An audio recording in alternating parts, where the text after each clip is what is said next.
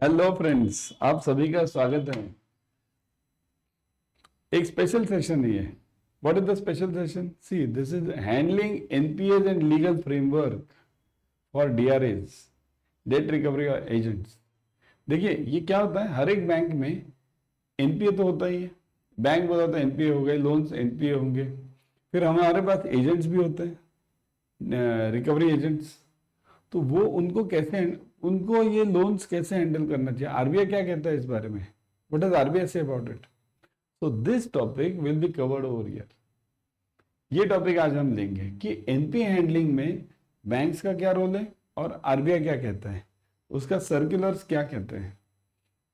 Will be discussing that. तो आगे जाने के पहले सबसे पहले आपको इस वीडियो को लाइक करना है, share it with your friends. देखिए, लाइक करना बंद भूलना, नहीं तो सब हो जाएगा और बाद में आप भूल दोगे, अरे सर वो रह गया, अरे यार वो रह गया लाइक करना, तो सब्सक्राइब करना रह गया। Subscribe to the channel, click right now, अभी सब्सक्राइब कर दीजिए। Click on the bell icon. आपको इतने फ्री फ्री वाले वीडियोस मिलेंगे यहाँ पर कि आप बोलोगे यार बहुत अच्छा हो गया। Click on the bell icon. Okay, bell icon पे क्लिक करना मत भूलना, सब लेटेस्ट मिल जाएगा आपको। बिजनेस करस्पॉन्डेंट, ये बिजनेस फैसिलिटेटर्स, डीआरएस, इस पर कई सारे वीडियोस बनाए हुए हैं, तो don't miss those. Okay, so NPAs and legal framework, इसके ऊपर ये सेशन है, तो don't miss this, watch it till the end. Let's start.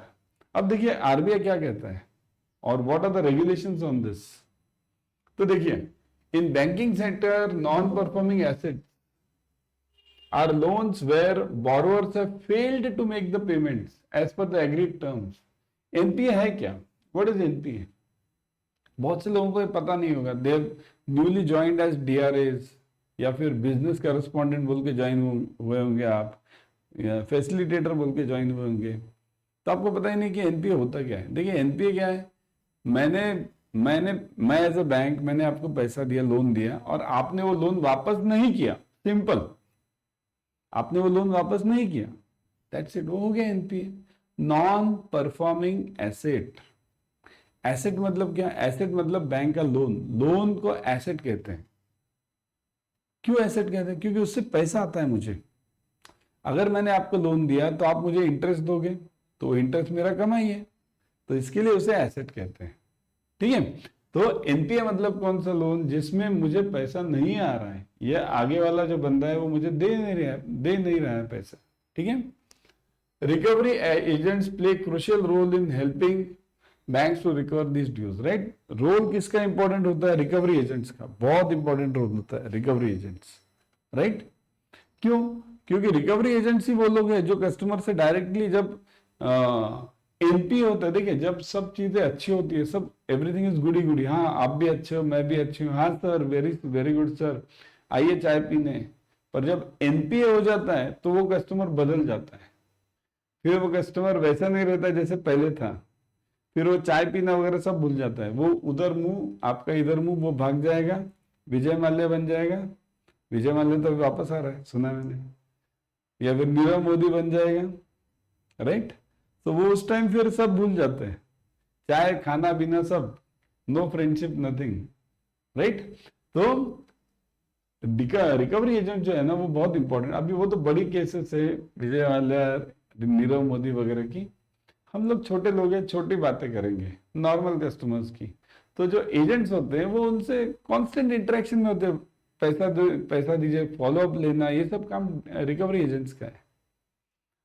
They act as intermediaries, contracting borrowers to negotiate repayment repayment plans, restructure loans और facilitate one-time settlements.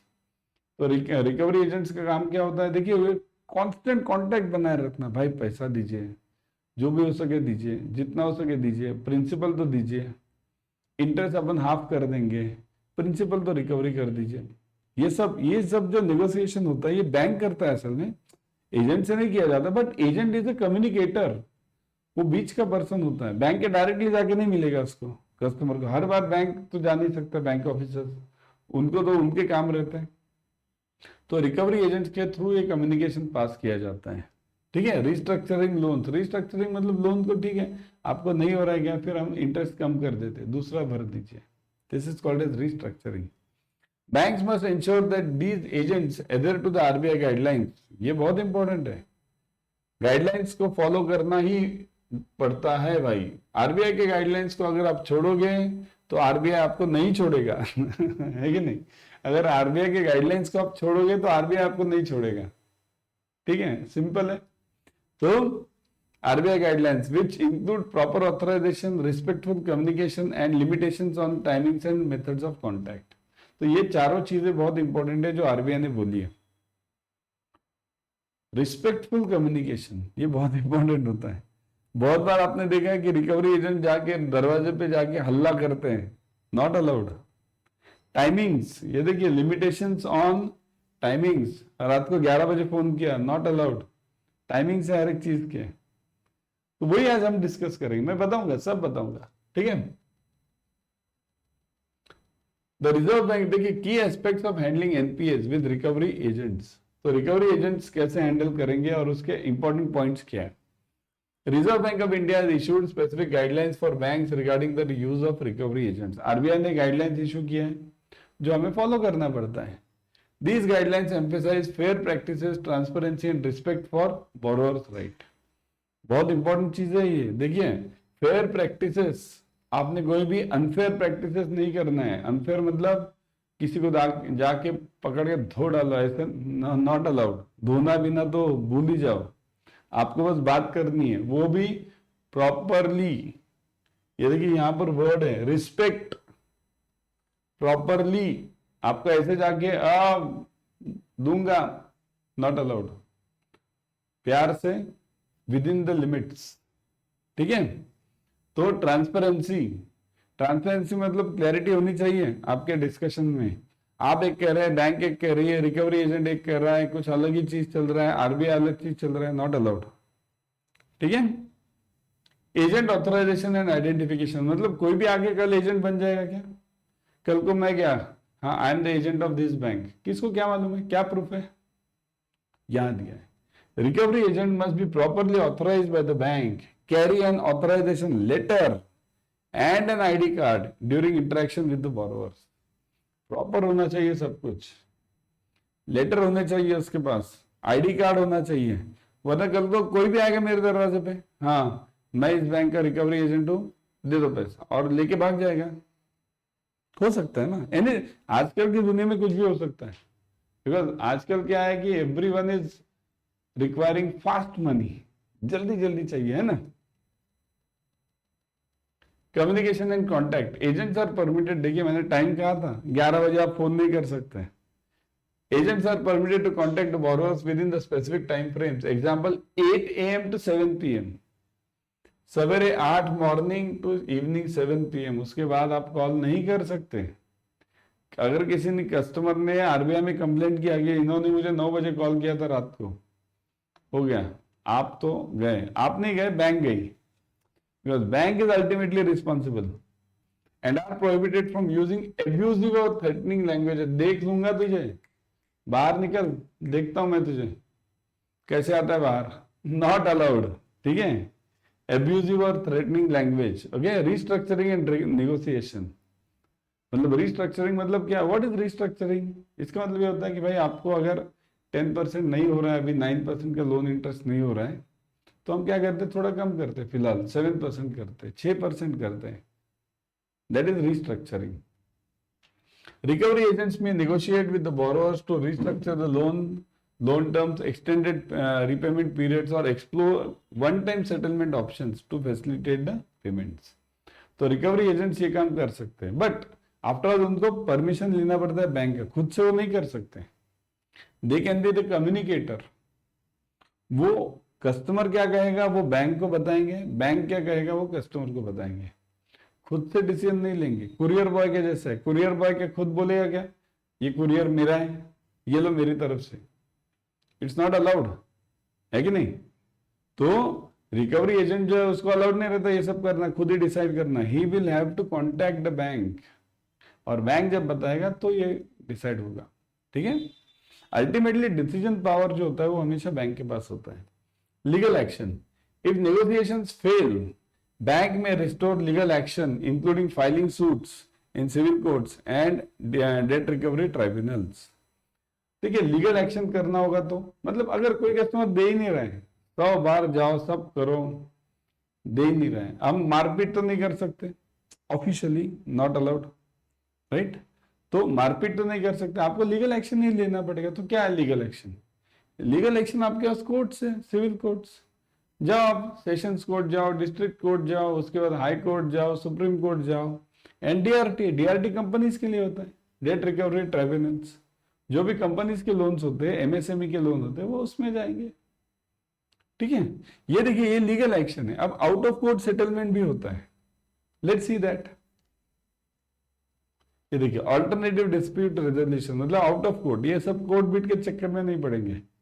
Banks में also utilise forums like Lok Adalat to resolve NPA cases through compromise and negotiation. भाई ये सब कौन court झंझट करते बैठेगा, लोक अदालत सबसे अच्छा होता है, उसके थ्रू भी कर सकते हैं। और डीआरए जो होता है, जो रिकवरी एजेंट होता है, वो भी उसमें जा सकता है, वो भी आखिर में उसका भी तो जॉब है, वो भी जाके वो क्या क्या निगोसिएशन होता है वो देख सकता है, वहां निगोशिएट होता है। लोक अदालत में आप जाओगे ना तो दोनों डिसाइड करते हैं, दोनों सामने सामने आते हैं, और कुछ जजेस होते हैं, 5-6 जजेस होते हैं, सीनियर पर्सन होते हैं, वो दे डिसाइड कि अब हाँ आप रेडी हो, आप रेडी हो, ठीक है, तो ये सेटल हो गया, ऐसा होता है। Asset reconstruction companies, ARCs, in some cases bank में cell NPS to ARCs which specialize in acquiring and recovering bad debts। तो बैंक ये सेल भी कर सकता है ARCs को, मतलब थर्ड पार्टी होता है, उसको सेल कर देगा। इंपॉर्टेंटली रिमेंबर, इसमें डीआरए का रोल क्या होता है? डीआरए का रोल होता है कम्युनिकेशन।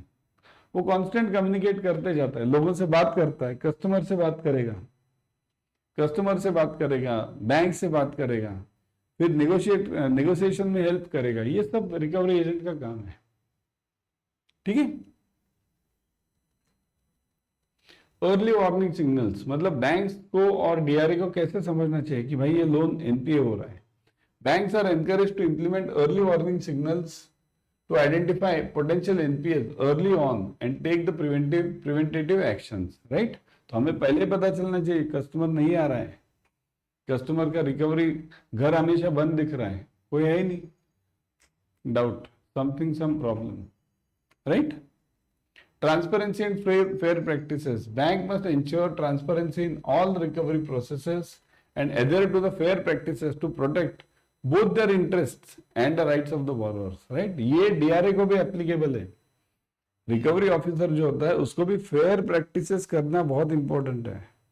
अगर आप फेयर प्रैक्टिसेस नहीं करोगे, देख लूंगा तुझे, नॉट अलाउड, देख लूंगा, आपको देख लेंगे। ये उसने अगर कस्टमर ने पुलिस केस कर दिया, आरबीआई में गया, फिर पुलिस केस कर दिया, तो वो बैंक को देख लेते police. Not allowed, any abusive threatening languages are not allowed by the DRAs. You have to be official and parliamentary language कहते हैं हम लोग। parliamentary मतलब soft, official, ठीक है। So these were the points। हमारा डिस्कशन का आज का पॉइंट यही था कि DRA NPA कैसे हैंडल करेगा। अगर आपको आगे और अपने साथ जुड़ना है तो अड्डा 24/7 को ज्वाइन कर लीजिए, डाउनलोड द ऐप, वहां पर अलग अलग कोर्सेज होते हैं, join this courses ASAP, okay, definitely do this. और अड्डा 24/7 ऐप पे जाना, डाउनलोड करना, सबसे पहले अड्डा 24/7 ऐप डाउनलोड कर लेना, और वहां पर आपको सारे कोर्सेस मिल जाएंगे। ठीक है, चलो बाय।